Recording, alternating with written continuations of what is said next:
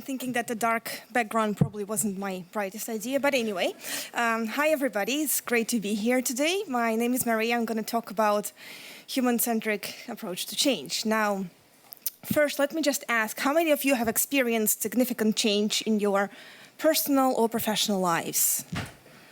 Lovely, everybody, yes, thank you. That's kind of what I thought, that we all go through change, and it can be exciting, it can be scary, it can be messy, it can be all sorts of things, right? Now, in my professional life, I was working in a large corporation on medical devices, health technology, and pharma products. And I was guiding these teams through transformation efforts, and I thought, bring more change, it's fun, it's exciting, yes, I'm going to do this so well, it's going to work. Naively, I thought, until something changed in my personal life, and that's also why I wanted to bring this topic to you today. Now, that is me being really excited to pack the things and move with my family from Russia to the UK in 2017. It was a very intentional decision. We wanted to see what it's going to be like to live in a different country, to work in a different language, to meet other people, different mindsets. And the plan was always to come back home after a while. Now, things didn't go to plan, and on the 24th of February in 2022, Putin has started the most horrific war he could possibly do with Ukraine, and that changed my life and the life of my family forever. I started to face questions which I never anticipated. It was, how do I talk to my kids about Russia? Is it safe, and is it the right thing to talk in Russian language with them when we are in the public spaces? How do I keep this part of my identity, or do I lose that part of my identity? And technically, nothing's changed because we were already living in the UK, right? We didn't have to flee like thousands of other people or other members of my family when the war has started. But then emotionally, everything has changed after that day. And that helped me to connect better with the teams that I was working with, because really, change can be unpredictable. It's always personal, and it can touch us and our families in the most unpredictable, uncontrollable way. Now, I love structure and I love planning. I'm a bit of a control freak. That's why Agile appealed to me so much as well. And it might sound controversial, but we know that Agile helps us to innovate, right? It helps us to answer questions, we can experiment, we can prototype, get some feedback from the customers, and we don't know what this end product might look like when we start, but we have a framework, a structure to get to this next phase in our development.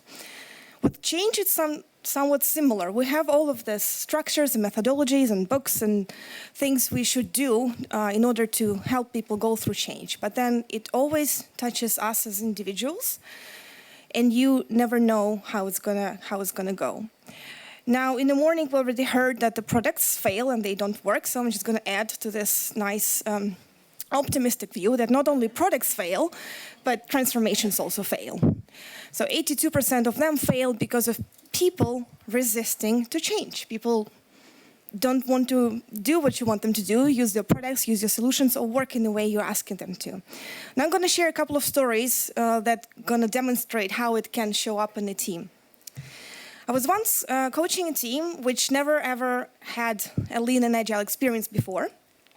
And they were preparing for the launch of a medical device in the UK and Ireland markets. Now, we decided to take them out of our normal office environment and bring them into the funky, like a hipster-style co-working space in the middle of London. We thought it was going to be a great idea to bring the entrepreneurial spirits up. And on the day 3, I was like, okay, you have your riskiest assumptions about the launch of a product. You've got 3 hours. Go and test them. And we were in the King's Cross, St. Pancras area. For the first hour, the team was sitting like this. They're like, no, this is stupid, we're not doing this, it's a waste of time. What does it have to do anything with the medical devices? How are we going to find any doctors here, patients? This is ridiculous. What is she talking about? She must be crazy. So, okay, it's like, okay, let's talk about this. What's going on? Let's discuss why would you not want to try, how we're going to do this. In the end, they were really afraid to fail. They were afraid that we're going to do this something for 3 hours and then not going to test their assumptions. It's like, oh my God, we're just going to do nothing. So we reframed it in, if you don't even try to do anything, that might be a bigger failure than not to answer your risk-based assumptions. So how about we just give it a go? Fine, we've designed an experiment, they ran off to do it, came back, presented the evidence to the growth board, and off we went to the remaining of the project. But only one team did differently. This one manager was so afraid that he faked it. He just came up on the stage and presented the false evidence, which he never collected. He just made all of them up. And I only learned about this in a couple of months' time after I thought I did such an amazing and successful transformation with the team. Now, why it failed? Because we didn't do the basics. We didn't create trust in the team. He wasn't feeling comfortable telling me as a coach or anybody on the team or the leader that, you know what, I just can't. I don't know, help me out here. Maybe I sit this one through, see how others do it next time. I don't know, I just can't do it. So he wasn't able to share that. I'm not sure if he would have shared it, would have had enough empathy to actually change something for him so he can still participate. I'm not sure I had enough knowledge and growth at that moment. Now, those are the two key elements that we have to create for the teams if we want them to change. It's the trust and empathy, and only when those two things work, people are open and comfortable to let go of all of their guards and say, okay, I can try this. Let's try to do your thing.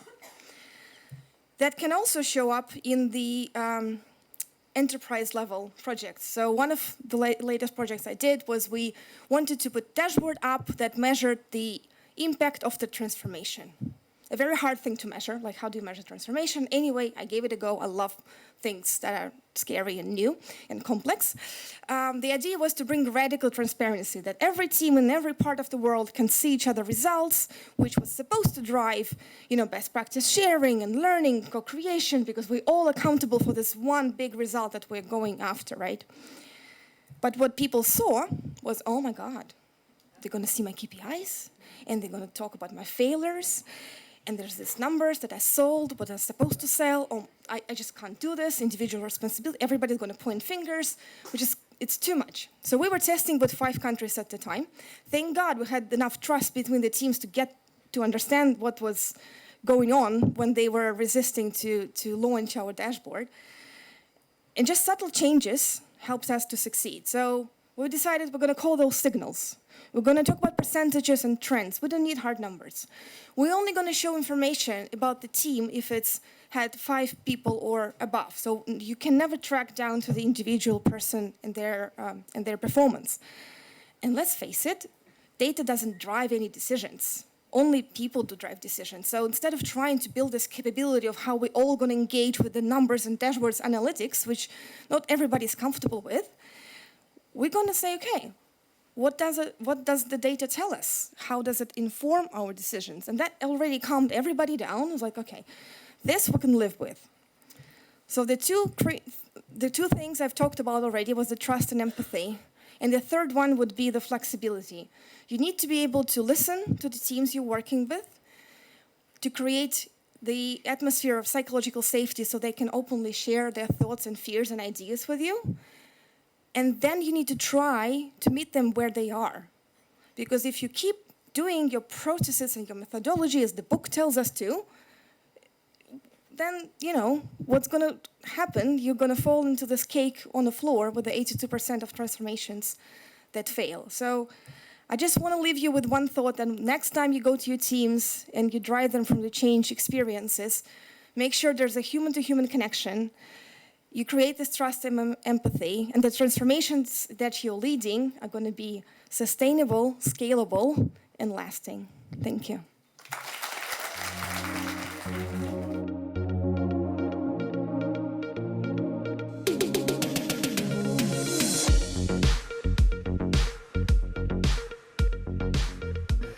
Hi, everyone. How are you tonight?